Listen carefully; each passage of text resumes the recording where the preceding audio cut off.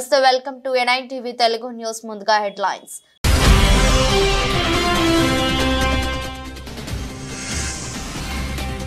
మా వైపు నిలబడండి ప్లీజ్ మోదీకి జెలెన్స్కీ విజ్ఞప్తి భారత్ తటస్థంగా లేదని క్లారిటీ ఇచ్చిన ప్రధాని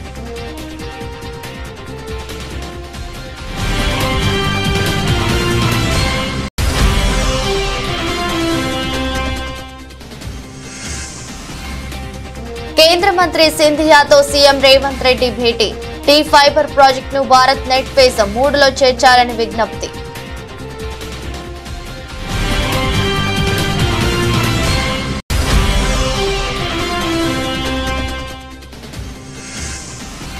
అచ్యుతాపురం సెస్ ప్రమాద బాధితులను పరామర్శించిన జగన్ ప్రమాదం పగలు జరిగినా ప్రభుత్వం నిర్లక్ష్యంగా వ్యవహరించిందని విమర్శ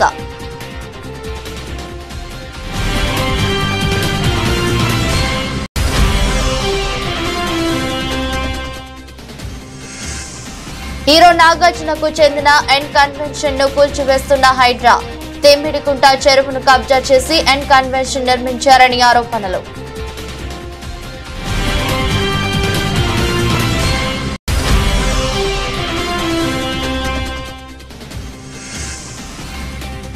క్రికెట్ కు రిటైర్మెంట్ ప్రకటించిన శిఖర్ ధావన్ ఒక ఎమోషనల్ వీడియో ద్వారా తన నిర్ణయాన్ని ప్రకటించిన గబ్బర్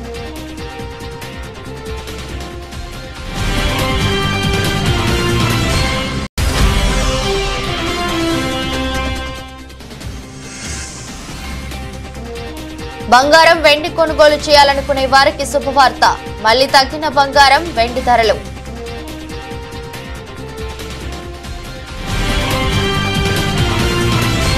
ఉక్రెయిన్ సార్వభౌమత్యం కాపాడుకోవడానికి పోరాడుతున్న తమకు భారత్ అండగా నిలబడాలని ఆ దేశ ప్రెసిడెంట్ వొలోదిమిర్ జెలెన్స్కీ భారత ప్రధాని నరేంద్ర మోదీకి విజ్ఞప్తి చేశారు. తటస్థంగా ఉండొద్దని కోరారు. దీనిపై ప్రధాని మోదీ స్పందిస్తూ భారత్ ఎల్లప్పుడూ శాంతి వైపే నిలబడుతుందని హామీ ఇచ్చారు. ఉక్రెయిన్ రష్యా యుద్ధంలో తాము తటస్థంగా లేమని వివరించారు. యుద్ధాన్ని నిలవరించేందుకు ఎలాంటి సాయానికైనా తాను ముందుంటానని ఈ సందర్భంగా మోదీ పేర్కొన్నారు. ఉక్రెయిన్ పర్యటనలో భాగంగా కీవ్ తో మోదీ స్వాగతించిన జెలెన్స్కీ కన్నీటి పర్యంతం కాగా తానున్నామంటూ మోదీ ధైర్యం చెప్పారు. యుద్ధం కారణంగా చనిపోయిన చిన్నారుల ఫోటోలు చూస్తూ జెలెన్స్కీని హత్తుకొని మోదీ భావోద్వేగానికి లోనయ్యారు. అనంతరం జెలెన్స్కీతో ద్వైపాక్షిక చర్చలు జరిపారు. యుద్ధాన్ని ఆపేందుకు తీసుకోవాల్సిన చర్యలపై ఇరువురు చర్చించుకున్నారు. భారతదేశం నుంచి తీసుకెళ్లిన మందులు, వైద్య పరికరాలను మోదీ ఉక్రెయిన్ ప్రెసిడెంట్ కు అందజేశారు. కేంద్ర టెలికాం శాఖ మంత్రి జ్యోతిరాదిత్య సింధియాను తెలంగాణ ముఖ్యమంత్రి రేవంత్ రెడ్డి కలిశారు. ఉప ముఖ్యమంత్రి మల్లు భట్టి విక్రమార్క, మంత్రి జూపల్లి కృష్ణారావుతో కలిసి కేంద్ర మంత్రిని కలిశారు. టీ ఫైబర్ ప్రాజెక్టును భారత్ నెట్ ఫేజ్ 3లో చేర్చాలని వారు కేంద్ర మంత్రిని కోరారు. ఇందుకు సంబంధించి సమర్పించిన డిపిఆర్ ను ఆమోదించాలని కోరారు. కేంద్ర మంత్రితో సీఎం, ఉప ముఖ్యమంత్రి కాసేపు చర్చలు జరిపారు. తెలంగాణ ప్రాంతంలోని గ్రామాలు, మండలాలకు నెట్వర్క్ కల్పించడమే టీ ఫైబర్ లక్ష్యమని ఈ సందర్భంగా సీఎం కేంద్ర మంత్రికి తెలిపారు. 65,000 ప్రభుత్వ సంస్థలకు G2G, G2C సేవలు అందించడమే తమ లక్ష్యమన్నారు. గ్రామీణ ప్రాంతాల్లో 63 లక్షల ఇళ్లకు ఇంటర్నెట్ సౌకర్యం కల్పిస్తామని చెప్పారు. బిఆర్ అంబేద్కర్ కోనసీమ జిల్లా కొత్తపేట మండలంలోని వానపల్లిలో జరిగిన గ్రామ సభలో సీఎం చంద్రబాబు పాల్గొని మాట్లాడారు. పెట్టుబడి తగ్గించి ఆదాయం పెరిగేలా రైతులు వినూత్న ఆలోచనలతో ముందుకు వెళ్లాలని సీఎం చంద్రబాబు పిలుపునిచ్చారు.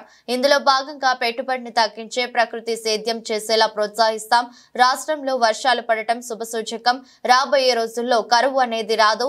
ఇక్కడే పోలవరం ప్రాజెక్టు ఉంది. వీలైనంత త్వరలో దాన్ని పూర్తి చేసి గోదావరి జిల్లాల ప్రజలకు 3 పంటలకు నీళ్లనిస్తామని స్పష్టం చేశారు. ఈ రోజు రోడ్లు చూశారు. 5 సంవత్సరాల్లో ఒక్క పైసా డబ్బులు ఖర్చు పెట్టకుండా అన్ని రోడ్లు గోతులు పడ్డాయి. ఇప్పుడు గోతులను చూస్తామంటే ఏం చేయాలని అర్థం కావడం లేదు. భయంకరంగా దానికి డబ్బులు లేని పరిస్థితి వచ్చింది. 10 లక్షల కోట్ల రూపాయలు అప్పులతో ప్రారంభించాం. జీతాలు కూడా ఇవ్వలేని పరిస్థితి. కనీసం పేదవాడికి పింఛన్ ఇవ్వలేని పరిస్థితి. కానీ మనసుంది ఈ ప్రభుత్వానికి. అదే సమయంలో మీరు ఒక మంచి నిర్ణయం చేశారు. ఆ నిర్ణయం 21 మందిని ఎంపీలు గెలిపించారు ఎన్డీఏకి.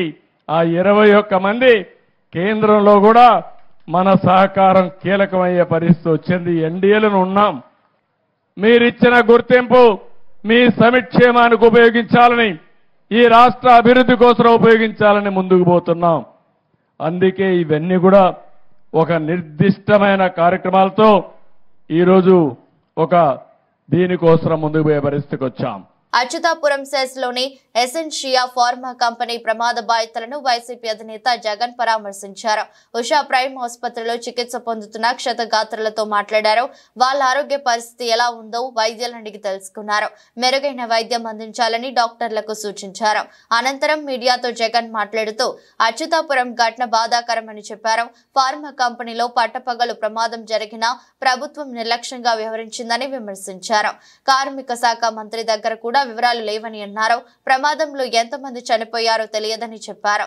బాధితులకు, మృతుల కుటుంబాలకు పరిహారాన్ని వెంటనే ఇవ్వాలని జగన్ డిమాండ్ చేశారు. పరిహారం ఇవ్వకపోతే తానే వచ్చి స్వయంగా ధర్నా చేస్తానని హెచ్చరించారు. బాధితులకు తాను అండగా ఉంటానని చెప్పారు. నేను ఇవాళ ఇప్పటికైనా ఒకటే మాట చెప్తా ఉన్నా, చంద్రబాబు నాయుడుకి ఇదే మాట చెప్తా ఉన్నా. కాంపన్సేషన్ అన్నది ఎంపతితో ఇవ్వాలి, సానుభూతితో ఇవ్వాలి, ఇవ్వాల్సిన సమయంలో ఇవ్వాలి. ఇంతమంది హాస్పిటల్లో ఉన్నారు, వాళ్ళందరికీ ఏ ఒక్కరికి కూడా, ఈ హాస్పిటల్లో ఉన్న వాళ్ళకి ఏ ఒక్కరికి కూడా ఇంతవరకు డబ్బులు ముట్టల. వాళ్ళందరికీ కూడా మనం ఇస్తామని చెప్పిన డబ్బులు వెంటనే ఇప్పించే కార్యక్రమం చేయండి.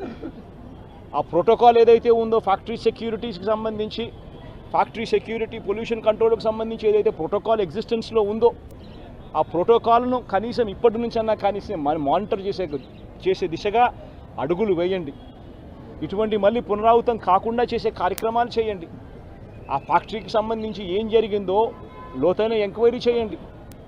అడిగినప్పుడు నేను ఇక్కడ బాధితులను పరామర్శించినప్పుడు, బాధితులను అడుగుతా ఉన్నప్పుడు నేను అడిగా. ఆ ఫ్యాక్టరీకి సంబంధించిన విషయాలకు సంబంధించి కూడా తెలుసుకునే ప్రయత్నం చేశా.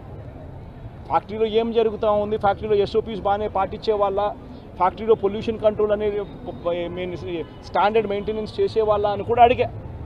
అవన్నీ కూడా బాగానే జరిగేటివే అన్న, బాగానే జరిగేటివే, కానీ ఇది ఎందుకు జరిగిందో తెలియదన్నా అని చెప్పి చెప్తా ఉన్నాను. నేను ఫ్యాక్టరీలకు సంబంధించి, వాళ్ళని ఏదో యాజమాన్యానికి సంబంధించి ఎవరన్నా కానీ ఆ యాజమాన్యం వాళ్ళు ఏదో తప్పులు పట్టాలని, ఇంకోటి పట్టాలని నేనేం చెప్పడంలా. బట్ లోతైన ఎంక్వైరీ అయితే జరగాలి. ఎందుకు తప్పు జరిగిందో తెలుసుకోవాలి. తెలుసుకొని ఇటువంటి మళ్ళీ పునరావృతం కాకుండా అటువంటివన్నీ కూడా చెక్స్ పెట్టి దాన్ని బ్లాక్ చేయాలి. ప్లస్ ప్రోటోకాల్ ఏదైతే ఎగ్జిస్టెన్స్లో ఉందో దాన్ని ఇంప్లిమెంట్ చేసే కార్యక్రమం జరగాలి. అప్పుడు మిగిలిన ఫ్యాక్టరీలలో కూడా ఆటోమేటిక్లీ ఎప్పుడైతే చెక్స్ అనేటివి ఎప్పుడైతే రెగ్యులర్గా, పీరియాడికల్గా జరగడం మొదలు పెడతాయో అప్పుడు న్యాచురల్గా సేఫ్టీ పారామీటర్స్ పెంచడం జరుగుతుంది. సేఫ్టీ పారామీటర్స్ ఎప్పుడైతే పెరుగుతాయో అప్పుడు ఇటువంటి ఘటనలు జరగకుండా పోతాయి. తన ఇల్లు FTL లో గాని బఫర్ జోన్ లో గాని ఉన్నట్టయితే వెంటనే కూల్చివేయాలని హైడ్రా కమిషనర్ రంగనాథ్ ను ఆదేశిస్తున్నట్టు రెవెన్యూ శాఖ మంత్రి పొంగులేటి శ్రీనివాసరెడ్డి స్పష్టం చేశారు. ఇక ఒక్క ఇటుక బఫర్ జోన్ లో ఉన్న ఇల్లు మొత్తం కూల్చేయాలని సూచించారు. తన ఇల్లు నిబంధనలకు విరుద్ధంగా ఉన్నదంటూ బీఆర్ఎస్ నేతలు బురద చల్లే ప్రయత్నం చేస్తున్నారని ఆరోపించారు. దీనిపై స్పష్టత ఇవ్వాల్సిన బాధ్యతపై తనపై ఉన్నదని చెప్పారు. రెవెన్యూ మంత్రి ఇల్లు హిమాయత్ సాగర్ FTL లో బఫర్ జోన్ లో ఉన్నదని అంటున్నారు. నేను ఛాలెంజ్ విసురుతున్నా. హైడ్రా కమిషనర్ రంగనాథ్ ను ఆదేశిస్తున్నాను. మాజీ మంత్రులు హరీష్ రావు, KTR ఇంకా ఎంతమంది వస్తారో రమ్మనండి. అందరిని తీసుకెళ్లి నా ఇల్లు కొలవండి. ఒకవేళ నా ఇల్లు FTL లో బఫర్ జోన్ లో ఉన్నదని తేలితే మొత్తం కూలగొట్టండి. ఒక్క ఇటుక పెడ్డ ఇన్నా సరే మీరే కూలగొట్టండి. ఇది నా ఛాలెంజ్ అని స్పష్టం చేశారు. బీఆర్ఎస్ నేతలు తన సవాల్ను స్వీకరించాలని డిమాండ్ చేశారు. ఎవరు నిబంధనలకు వ్యతిరేకంగా ఇల్లు నిర్మించినా కూలగొడతామని హెచ్చరించారు. ఇక మాటకు ముందు, మాటకు మధ్య, మాటకు చివర రెవెన్యూ మంత్రి ఇల్లు హిమాయత్ సాగర్ FTL లో ఉంది. రెవెన్యూ మంత్రి ఇల్లు హిమాయత్ సాగర్ బఫర్ జోన్ లో ఉంది. రెవెన్యూ మంత్రి ఇల్లు ఎట్లుంది అట్లుంది అని ఆనాటి MIUD మినిస్టర్ గారు వారి తొత్తులు ఇతరత్రా మాట్లాడుతున్నారు. నేను ఈ వేదిక ద్వారా ఒకటే ఛాలెంజ్ ఇస్తున్నాను.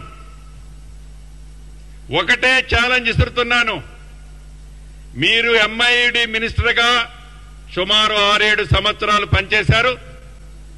మీ బావ హరీష్ రావు గారు ఇరిగేషన్ మంత్రిగా 5 సంవత్సరాలు పైచిలకు పనిచేశారు.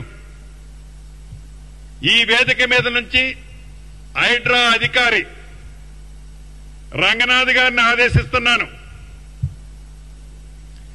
ఈ ఇద్దరు మాజీ మంత్రులు అంటే ఒకరు ఇరిగేషన్ శాఖ మంత్రివర్యులు, రెండో వారిలో ఎంఐయుడి మంత్రివారు, వీరికి డబ్బాలు కొట్టే కొన్ని యూట్యూబులు, యూట్యూబులు, వారికి సంబంధించిన సంస్థలు, వ్యవస్థలు, మీరు ఎంతమంది వస్తున్నారో అంతమందిని ఎంట పెట్టుకొని, రంగనాథ్ గారు నేను ఇక్కడి నుంచి మిమ్మల్ని ఆదేశిస్తున్నాను, రేపు వెళ్తారా ఎల్లుండి వెళ్తారా, వాళ్ళనే ఒక కొత్త టేబు కొనుక్కొని రమ్మనండి.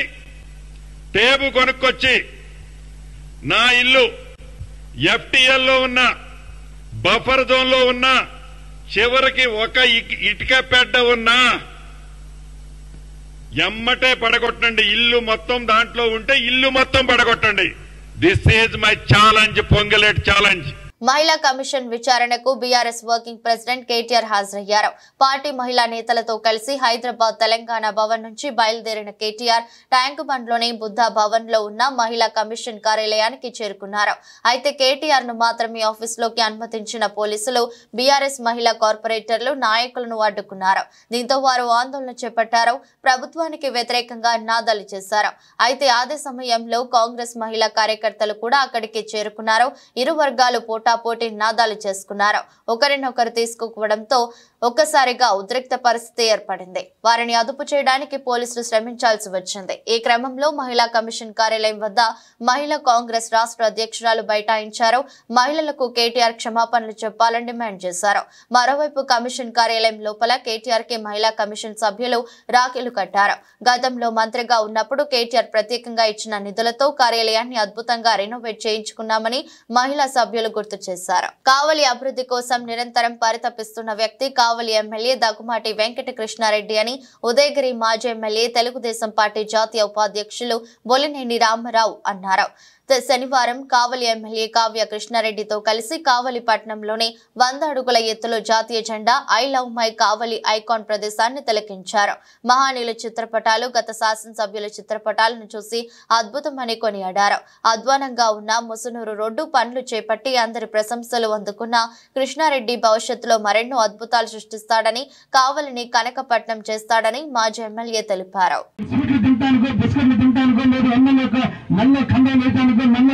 సాంగాలు కప్పడం కాదు ముఖ్యమంత్రి, మీకు కావాల్సింది మీ ముందుకు వచ్చాం, మీరు అడగడం నేర్చుకోవాలి. ఇక్కడ ఎవరు ఫ్రీ గారు ఇటువంటి మౌలిక సదుపాయాలన్నీ కూడా సభ దృష్టికి తీసుకొచ్చి మీ గ్రామం అంటే ఈ రోజు ఈ రికార్డులో పొందుపరిచినటువంటి విషయాన్ని వాళ్ళు ప్రభుత్వానికి తెలియజేస్తారు. వాళ్ళ దగ్గర ఉంటుంది. నేను వాళ్ళ ద్వారా కూడా ఎమ్మెల్యేగా నేను కూడా కాపీ తీసి పెట్టుకుని వీటన్నిటినీ కూడా సంవత్సర కాలంలో పూర్తి చేసేదానికి వీలైనంత వరకు కూడా ప్రయత్నం చేయడానికి అవకాశం ఉంటుంది. ఇంకా అదేవిధంగా 4వ అంశం, మీ వ్యక్తిగతంగా మీకు చాలా వేస్తున్నారు, లేదంటే ఇక్కడ పూల తోటలు వేస్తున్నారు, ఇక్కడ ఇంకా రకరకాల కూరగాయలు వేస్తున్నారు. మీరందరూ కూడా స్ప్రింక్లర్స్ కావాలి, మీకు కావాల్సినట్టు తెప్పల సేద్యం ఇక్కడ నడుస్తుంది, లేదంటే ఇంకా రకరకాల వ్యవసాయాలు చేస్తున్నారు. వాటికి సంబంధించినటువంటి వ్యక్తిగతాలు నేను మామిడి తోట వేస్తా, ఆ గుంట తోటానికి ఖర్చు కావాలా, ఖర్చు ఉన్నారు చేసిన వాళ్ళు డబ్బులు ఇస్తారు, వాళ్ళ చేత డబ్బులు ఇస్తారు, మనకు మిగులుతుంది. అందుకని ఇటువంటి సౌకర్యాలను కల్పించేందుకు ఈరోజు రాష్ట్ర ప్రభుత్వం తీసుకున్న కార్యక్రమం ఇది. కాబట్టి దీన్ని సద్వినియోగం చేసుకోండి. ఏదో రామకృష్ణ, లేదంటే రంగారావు, లేదా ఇంకొక తాతయ్య, ఇంకొక ఆయన కాదు, రవీంద్ర కాదు, అందరూ ఆలోచించండి. మీ గ్రామ అభివృద్ధి కోసం మీరు అడగండి, అడిగి చేపించుకోండి అని చెప్పి సందర్భంగా మిమ్మల్ని అందరూ కూడా కోరుకుంటూ, గంట కాదు 2 గంటల అధికారులు ఇక్కడ కూర్చుంటారు, వాళ్ళందరినీ మనకు సేవ చేయడానికి. రైతులకు ఇచ్చిన హామీ మేరకు ముఖ్యమంత్రి రేవంత్ రెడ్డి 2 లక్షల రుణమాఫీ చేస్తున్నారని, ఏవైనా సాంకేతిక కారణాల వల్ల రుణమాఫీ కాని రైతులు ఆందోళన చెందవద్దని కాంగ్రెస్ పార్టీ నాయకులు తెలిపారు. మెదక్ జిల్లా వెల్దుర్తి మండల కేంద్రంలో కాంగ్రెస్ పార్టీ నాయకులు మీడియా సమావేశం నిర్వహించారు. 10 సంవత్సరాలు పాలించిన బీఆర్ఎస్ పార్టీ రైతులకు చేసిందేమీ లేదని విమర్శించారు. రుణమాఫీ చేస్తున్న ముఖ్యమంత్రిపై దుమ్మెత్తిపోయడం సబబు కాదని హెచ్చరించారు. ఏదైతే మీరు ధర్నాకు దిగినరో మీరు గుండెల మీద చేసుకొని మాట్లాడాలి. 10 సంవత్సరాలు అవుతుంది మీ గవర్నమెంట్లో మీరు ఉన్నారు, రుణమాఫీ చేసే తెలివి లేదు. కేజీ టు పీజీ అన్నారు, ఇచ్చిర్రా? ఆ తెలివి లేదు. దళిత బంధు అంటివి, ఏదో ఒకళ్ళిద్దరు చూపిస్తే ఆశ పెడితే కథం చేస్తే. గిరిజన బంధు అంటివి, ఏమన్నా ఇచ్చినావా? మీరు ఏం చేసిర్రా అని చెప్పి రోడ్ల మీద కొంచెం ధర్నా చేస్తున్నారు. పూసేగాడి వచ్చి మేసేగాడిని తడిదెంగినట్టు ఇంత మంచిగా ఇస్తున్న గవర్నమెంట్ని పట్టుకొని వచ్చి మీరు ప్రయాస చేసి రోడ్ల మీదకి వచ్చి ధర్నాలు చేస్తే మీకు ఎవరు సహకరిస్తారు? మీ ఎమ్మడి నిన్న ఎవరున్నారు రైతులు మీ దగ్గర? మీరు ఇది గమనించాలి. ఏదైనా చేయాలన్నా కాంగ్రెస్ ప్రభుత్వం ఏం చేస్తుంది? రేపు ఏదైనా ఇప్పుడు అయిపోయి ప్రక్రియ అయిపోలేదు. ఎప్పుడు మీకు రుణమాఫీ జరగలేదని చెప్పి ఎవరు అనుకోలేరు. రుణమాఫీ జరుగుతుంది. ఏదైతే మిస్టేక్స్ ఉన్నాయో, ఎవరైతే పేర్లు తప్పుపడ్డాయో, ఎవరైతే అకౌంట్ తప్పు ఏదైతే ఉందో వాళ్ళందరినీ సరిచేసి రాబోయే రోజుల్లో ప్రతి ఒక్కరికి రుణమాఫీ జరుగుతుంది. కాకముందే మీరు వచ్చి రైతులు అనవసరంగా తీసుకొచ్చి రోడ్ల మీద నిలబెడదామని ప్రయత్నం చేస్తారు. మీరు చెప్తే రైతులు రారు, మేము చెప్తే రైతులు వస్తారు. ప్రతి ఒక్కరికి తెలుసు ఎవరైతే రుణమాఫీ చేస్తారో. గౌరవ రాజశేఖర రెడ్డి గారు ఉన్నప్పుడు రుణమాఫీ అయింది. మళ్ళా ఇప్పుడు గౌరవ ముఖ్యమంత్రి గారు రేవంత్ రెడ్డి తర్వాత రేవంత్ రెడ్డి తోడే అవుతుంది. కాబట్టి గమనించాలి. ఇదో ఇప్పుడే అయిపోయింది. ఇక రుణమాఫీ ఎక్కువ ఏదో పోతున్నట్టు కాదు. ఇంకా మేము 4 సంవత్సరాల పైన మేము ఇంకా ఉంటాం. గవర్నమెంట్ ఉంటుంది. రాబోయే రోజుల ప్రక్రియ ఏదైతుందో తప్పుల తడక ఉన్న చిన్న చిన్న మిస్టేక్స్ క్లియర్ చేస్తామని చెప్పి హెల్ప్ చేస్తూ, మీరు ఇంతకుముందు ₹1,00,000 ఇస్తామన్న రుణమాఫీ ఏదని సంపూర్ణంగా ఎప్పుడు చేయలేదు. మీకు ఎక్కడ ఎక్కువ ఉన్నదండి? మీకు హక్కే లేదు. మీరు వచ్చి రాస్తారా పోయానికి ధర్నా చేసి హక్కే మీకు లేదు. మీ దగ్గర ఉన్న 15-20 మంది మీరైతే రేపు ఉన్నారు. అన్ని తెల్లబడ్డలో ఉన్నారు కానీ ఎవరన్నా రైతులు లేరు. సరే గృహజ్యోతి అని చెప్పారు. ఇంకోటి గ్యాస్ సిలిండర్ల డబ్బులు రాలేవనేది చెప్తున్నారు. అది తప్పు. 99 మందికి వచ్చినాయి. ఏదైనా ఒకటి మిస్టేక్ అయి ఉండొచ్చు అందులో. అది కూడా దాని విషయం దాన్ని పెద్ద చేసి పెట్టే అవసరం లేదు.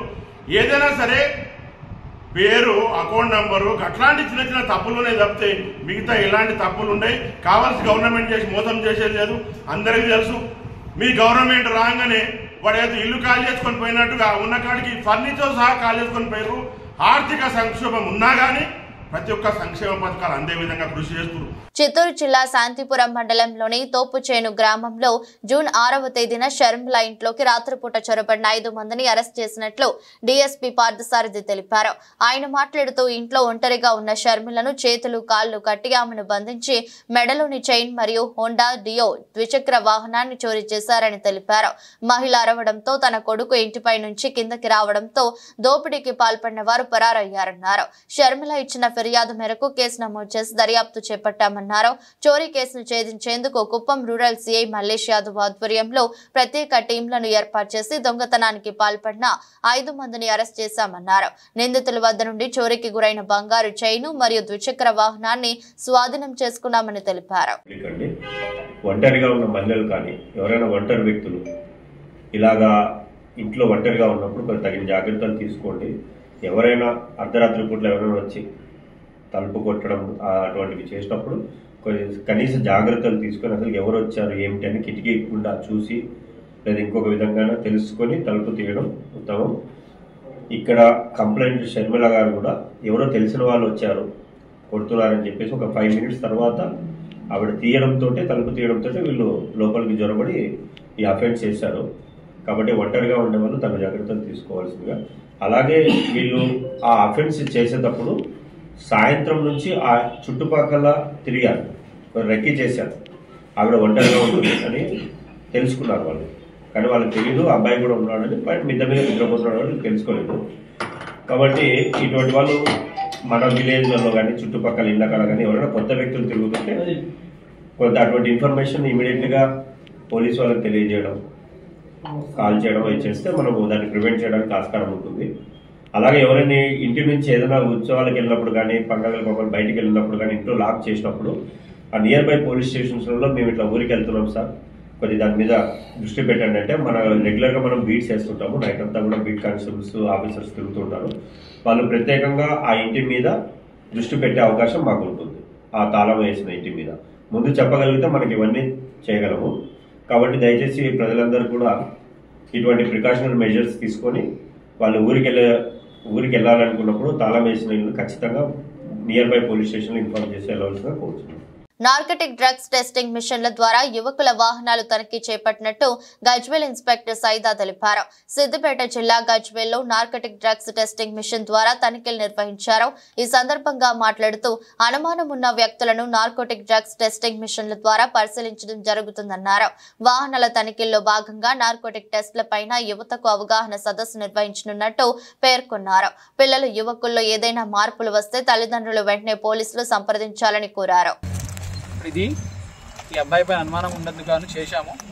ఇందులో ఒకవేళ ఇతను కనుక గాంజా కనుక తాగినట్లయితే ఏదన్నా మత్తు పదార్థం ఎటువంటిది ఏమైనా కానీ ఏ టైప్ ఆఫ్ డ్రగ్స్ అయినా ఉండొచ్చు, అవి కనుక తాగితే ఆటోమేటిక్గా మాకు సంబంధించిన కలర్స్ వచ్చేస్తాయి.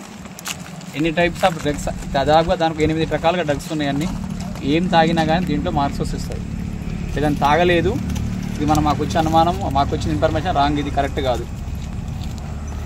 ఒకవేళ ఇలా తాగినట్లు ఎవరైనా ఉన్నట్లయితే ఇమీడియట్గా మేము చట్టపరంగా ఏ విధంగా ఉంటే ఆ విధంగా శిక్ష అర్హుల అవకాశం ఉంది.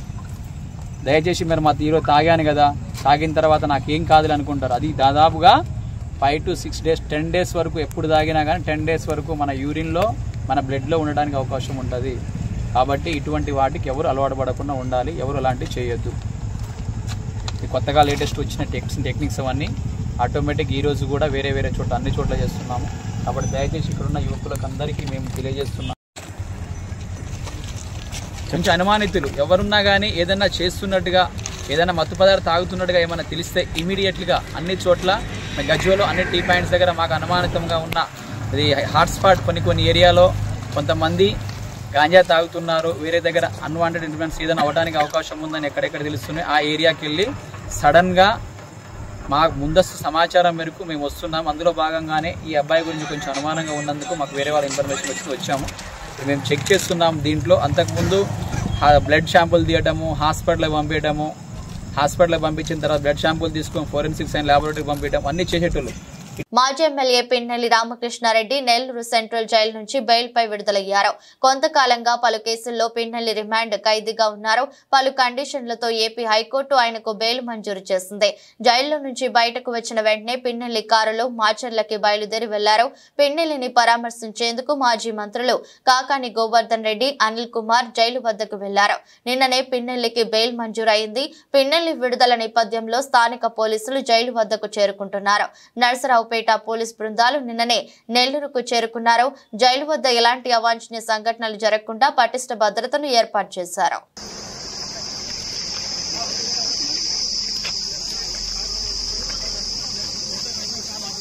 అక్రమ నిర్మాణాలపై Hyderabad disaster response and assets monitoring and protection కొరాడా చూపిస్తోంది. అక్రమ నిర్మాణాల కూల్చివేతను హైడ్రా కొనసాగిస్తోంది. ఈ క్రమంలో మాదాపూర్లోని ఎన్ కన్వెన్షన్ ను హైడ్రా అధికారులు కూల్చివేస్తున్నారు. భారీ బందోబస్తు నడుమ శనివారం అధికారులు కూల్చివేత పనులు ప్రారంభించారు. తమ్మకుంటలో చెరువును ఆక్రమించి 3 ఎకరాల్లో సినీ నటుడు నాగార్జున ఎన్ కన్వెన్షన్ సెంటర్ నిర్మించారని పేర్కొంటూ పక్కా ఆధారాలతో హైడ్రా కమిషనర్ కు ఫిర్యాదు వచ్చిన నేపథ్యంలో అధికారులు ఈ చర్యలు చేపట్టారు. హైదరాబాద్ లో గత కొన్ని రోజులుగా హైడ్రా అక్రమ నిర్మాణాలపై ప్రత్యేక చర్యలు చేపట్టింది. అక్రమ కట్టడాలు గుర్తించి వెంటనే కూల్చివేస్తోంది. తాజాగా బీఆర్ఎస్ వర్కింగ్ ప్రెసిడెంట్ మాజీ మంత్రి కేటీఆర్ కు చెందినదిగా భావిస్తున్న జవ్వాడ ఫామ్ హౌస్ సైతం అక్రమ నిర్మాణం అంటూ కూల్చివేతకు అధికారులు సిద్ధమవగా దానికి వ్యతిరేకంగా న్యాయస్థానాన్ని ఆశ్రయించిన విషయం తెలిసిందే. సెలబ్రిటీలు, ప్రముఖుల అక్రమ నిర్మాణాలను సైతం హైడ్రా కూల్చివేతకు రంగం చేస్తుండటం హాట్ టాపిక్ గా మారింది. నేచురల్ స్టార్ నాని కాలినడకన తిరుమలకు వెళ్లారు. సతీమణి అంజనా, తనయుడు అర్జున్ తో అలిపిరి నుంచి మెట్ల మార్గంలో తిరుమల చేరుకున్నారు. వారితో పాటు సరిపోదా శనివారం సినిమా కథానాయక అరుల్ మోహన్ కూడా ఉన్నారు. అనంతరం వారు తిరుమలేశ్వరుని దర్శించుకున్నారు. వివేక్ ఆత్రేయ దర్శకత్వంలో నాని నటించిన సరిపోదా శనివారం చిత్రం ఈ నెల 29న విడుదల కానుంది. ఇందులో gang leader fame Priyanka Arul Mohan female lead role చేస్తోంది. ఇటీవలే విడుదల చేసిన ట్రైలర్ కు మంచి స్పందన వస్తోంది. ఈ సినిమా ప్రీ రిలీజ్ ఈవెంట్ ను ఆగస్టు 24న గ్రాండ్ గా నిర్వహించనున్నారు. యూనిక్ యాక్షన్ ఎంటర్టైనర్ వస్తున్న ఈ చిత్రంలో ఎస్ఎస్జే సూర్య కీలక పాత్రలు నటిస్తున్నారు. ఈ మూవీకి Jakes Bejoy music, background score అందిస్తున్నారు. డివివి ఎంటర్టైన్మెంట్ బ్యానర్ పై వస్తున్న ఈ మూవీ ఇతర భాషల్లో సూర్య సాటర్డే టైటిల్ తో విడుదలవుతోంది. Team India star cricketer Shikhar Dhawan సంచలన నిర్ణయం తీసుకున్నారు. క్రికెట్ కు గుడ్ బై చెప్పాడు. అంతర్జాతీయ దేశవాళీ క్రికెట్ నుంచి రిటైర్ అవుతున్నట్లు ప్రకటించారు. ఈ మేరకు గబ్బర్ ఒక ఎమోషనల్ వీడియోను విడుదల చేశారు. కాగా ధావన్ తీసుకున్న ఈ నిర్ణయం ఇప్పుడు క్రికెట్ అభిమానులకు ఒక్కసారి షాకింగ్ గా మారిందని చెప్పాలి. అయితే యువ క్రికెటర్ల రాకతో చాలా కాలంగా గబ్బర్ కు టీమిండియాలో చోటు దక్కని విషయం తెలిసిందే. ఈ నేపథ్యంలోనే అంతర్జాతీయ క్రికెట్ కు వీడ్కోలు పలుకుతాడని ప్రచారం జరిగింది. అనుకున్నట్టే ఇప్పుడు తన నిర్ణయాన్ని ప్రకటించాడు. భారత్ కోసం ఆడాలని ఎంతో కష్టపడ్డాను, తప్పించాను. అది సాకారమైంది. ఈ ప్రయాణంలో నాకు ఎంతో మంది అండగా నిలిచారు. నా కుటుంబం, చిన్ననాటి కోచ్ ఇంకా పలువురి వల్ల ఈ స్థాయికి వచ్చాను. దేశం తరపున ఆడినందుకు ఎంతో గర్వంగా, ఆనందంగా ఉంది. ఇప్పుడు నేను అంతర్జాతీయ డొమెస్టిక్ క్రికెట్ నుంచి రిటైర్మెంట్ ప్రకటిస్తున్నాను. నా క్రికెట్ ప్రయాణంలో ఈ అధ్యాయాన్ని ముగిస్తున్నాను. లెక్కలేనన్ని మధుర జ్ఞాపకాలను, కృతజ్ఞతా భావాన్ని నా వెంట తీసుకువెళ్తున్నాను. నాకు అవకాశాలు ఇచ్చిన బీసీసీఐ, అలాగే నాకు ప్రేమను పంచి అండగా నిలిచిన ప్రతి ఒక్కరికి కృతజ్ఞతలు. జై హింద్ అని వీడియోలో ధావన్ చెప్పుకొచ్చారు. नमस्कार सभी को। आज एक ऐसे मोड़ पर खड़ा हूं जहां से पीछे देखने पर सिर्फ यादें ही नजर आती हैं और आगे देखने पर एक पूरी दुनिया। मेरी हमेशा से एक ही मंजिल थी, इंडिया के लिए खेलना, और वो हुआ भी, जिसके लिए मैं कई लोगों का शुक्रगुजार हूं। सबसे पहले मेरी फैमिली, मेरे बचपन के कोच तारिक सेना जी, मदन शर्मा जी, जिनके अंडर मैंने क्रिकेट सीखी, फिर मेरी टीम जिसके साथ साथ मैं सालों खेला। मुझे एक परिवार और मिला, नाम मिला, आप सबका प्यार मिला। और कहते हैं ना, कहानी में आगे बढ़ने के लिए पन्ने पलटना जरूरी है, तो बस मैं भी ऐसे ही करने जा रहा हूं। I am announcing my retirement from international and domestic cricket. और अब जब मैं अपनी क्रिकेट जर्नी को अलविदा कह रहा हूं, तो मेरे दिल में एक सुकून है कि मैं अपने देश के लिए बहुत खेला, और मैं बहुत शुक्रगुजार हूं बीसीसीआई डीडीसीए का, जिन्होंने मुझे मौका दिया, और मेरे सारे फैंस का, जिन्होंने मुझे इतना प्यार दिया। और मैं बस खुद से यही कहता हूं कि भाई, तू इस बात से दुखी मत हो कि तू अपने देश के लिए फिर नहीं खेलेगा, पर इस बात की खुशी अपने पास रख कि तू अपने देश के लिए खेला। और ये मेरे लिए सबसे बड़ी बात है, मैं खेला। బంగారం, వెండి కొనుగోలు చేయాలనుకునే వారికి శుభవార్త. ఎందుకంటే ఈ రోజు కూడా బంగారం, వెండి ధరలు భారీగా తగ్గుముఖం పట్టాయి. దీంతో మార్కెట్లో వీటి ధరలు మరింత చౌకగా మారాయి. ఈ క్రమంలో ఢిల్లీలో ఉదయం 6:25 నాటికి 24 క్యారెట్ల బంగారం ధర 10 గ్రాములకు 570 తగ్గి 72,790కు చేరుకుంది. 22 క్యారెట్ల బంగారం ధర 10 గ్రాములకు 66,740కి చేరింది. మరోవైపు విజయవాడ, హైదరాబాద్ 24 క్యారెట్ల బంగారం ధర 10 గ్రాములకు 72,640కి చేరింది. 22 క్యారెట్ల బంగారం ధర 10 గ్రాములకు 66,590కి చేరింది. ఇదే సమయంలో వెండి ధర కిలోకు 100 తగ్గింది. ఈ నేపథ్యంలో ఢిల్లీలో కిలో వెండి ధర 86,600కు చేరుకుంది. వార్తలు ముగించే ముందు మరోసారి హెడ్లైన్స్.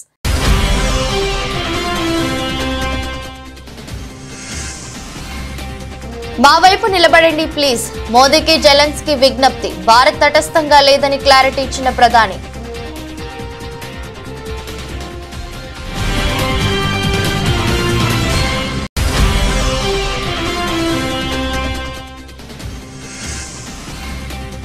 కేంద్ర మంత్రి సింధియాతో సీఎం రేవంత్ రెడ్డి భేటీ. టీ ఫైబర్ ప్రాజెక్టును భారత్ నెట్ ఫేజ్ 3లో చేర్చాలని విజ్ఞప్తి.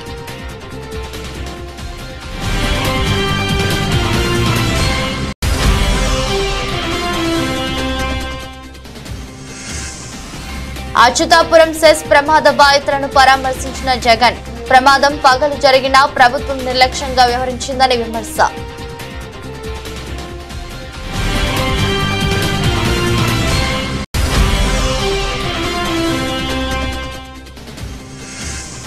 హీరో నాగార్జునకు చెందిన ఎన్ కన్వెన్షన్ ను కూల్చివేస్తున్న హైడ్రా. తెమ్మిడికుంట చెరువును కబ్జా చేసి ఎన్ కన్వెన్షన్ నిర్మించారని ఆరోపణలు.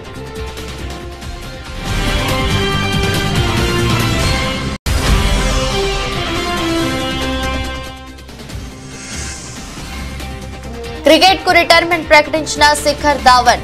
ఒక ఎమోషనల్ వీడియో ద్వారా తన నిర్ణయాన్ని ప్రకటించిన గబ్బర్.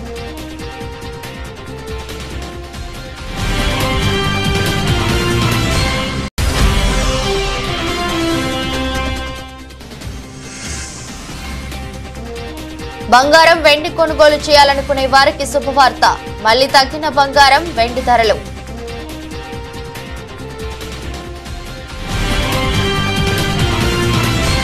ఇది బులెటిన్. మరో బులెటిన్లో మళ్ళీ కలుద్దాం. అంతవరకు సెలవు. నమస్కారం.